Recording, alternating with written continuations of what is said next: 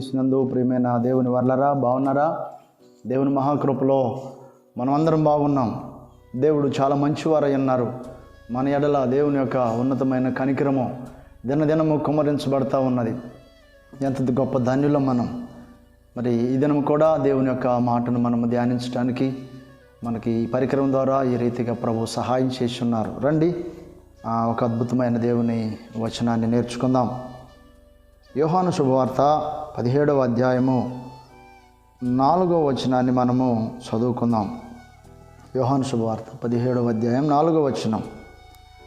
చేయుటకు నీవు నాకిచ్చిన పని నేను సంపూర్ణముగా నెరవేర్చి భూమి మీద నిన్ను మహిమపరిచితిని.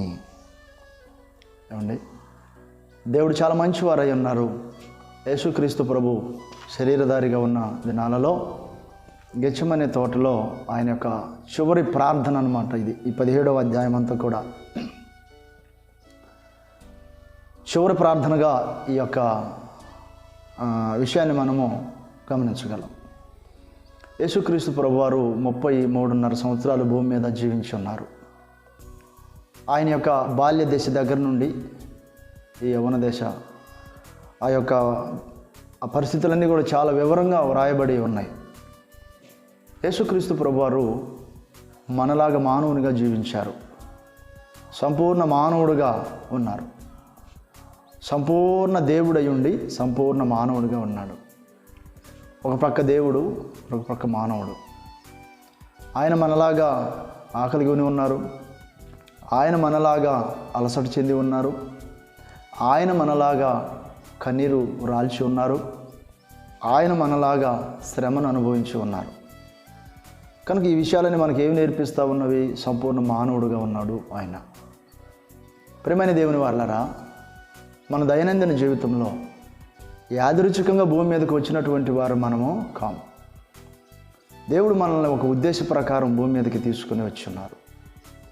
యేసుక్రీస్తు ప్రభువారు చేయుచున్న ఆ ప్రార్థన చూడండి, ఎంత అద్భుతమైన, అంటే అనేక విషయాలు చేసి ఉన్నారు ఆయన ప్రార్థనలో. ఇక్కడ ఒక అద్భుతమైన విషయాన్ని మనకి పదే పదే జ్ఞాపకం చేస్తున్నాడు. చేయుటకు నీవు నాకు ఇచ్చిన పని నేను సంపూర్ణముగా నెరవేర్చి భూమి మీద నిన్ను మహిమపరిచితిని. ప్రియా యవన బిడ్డలారా, దేవుడు మిమ్మల్ని ఎంతగానో ప్రేమిస్తున్నారనే సంగతిని ఎప్పుడైనా ఎరిగి ఉన్నారా?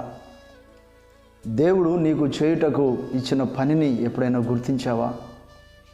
ఆ పనిని విషయమై సంపూర్ణంగా దేవునికి లోబడిన, సంపూర్ణంగా దేవునికి విధేయత చూపుచూ ఉన్న అనుభవమేనా? ఒకసారి పరిశీలన చేసుకో. నువ్వు పరిశీలన చేసుకో. నువ్వు వ్యక్తిగతంగా చేసుకునే ప్రార్థనలో ఆ మాట చెప్పగలవా? దేవా, నీవు నాకు ఇచ్చిన పని నేను సంపూర్ణం చేస్తూ ఉన్నాను, ఇదిగో ఈ రోజుకి నాకు అప్పగించిన దాన్ని సంపూర్ణంగా చేసి ఉన్నానని చెప్పగలవా? ఆలోచించుకో ఒకసారి. దేవుడు మంచివారు. అంటే నువ్వు చేయుచున్నది ఆయనకు తెలుసు. నువ్వు వెళ్ళుచున్న మార్గాలు ఆయనకు తెలుసు. నువ్వు కలిగి ఉన్న ఆలోచనలు ఆయనకు తెలుసు.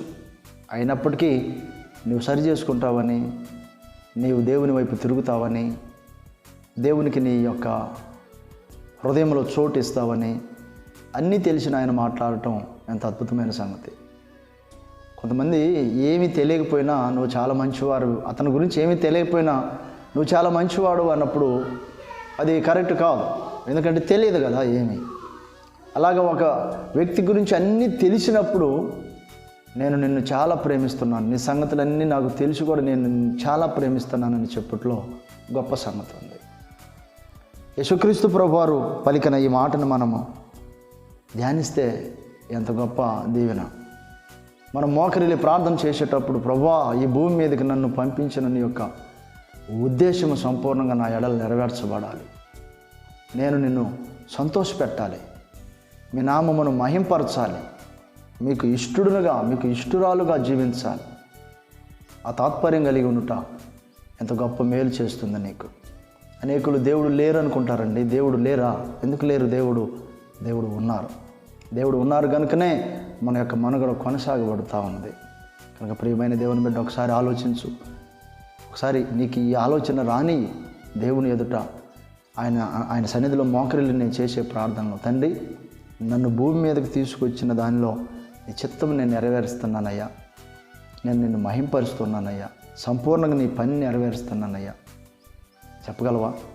అయితే మంచిది. చెప్పగలిగితే మంచిది. అయితే ఇంక నువ్వు ఏవైనా నీకు ఒప్పింప చేసే కనుక ఉంటే నువ్వు ఒప్పుకొని విడిచిపెట్టుట నీకు ఎంతో ఆశీర్వాదకరమై ఉన్నది. ప్రభు వైపు తిరుగు, ప్రభుని అర్థం చేసుకో, దేవుని యొక్క భారాన్ని కలిగి ఉండు. దేవుడు తన మాటని వినికిలు భద్రపరిచి ఆశీర్వదించును గాక. చిన్న ప్రార్థన చేసుకుందామా?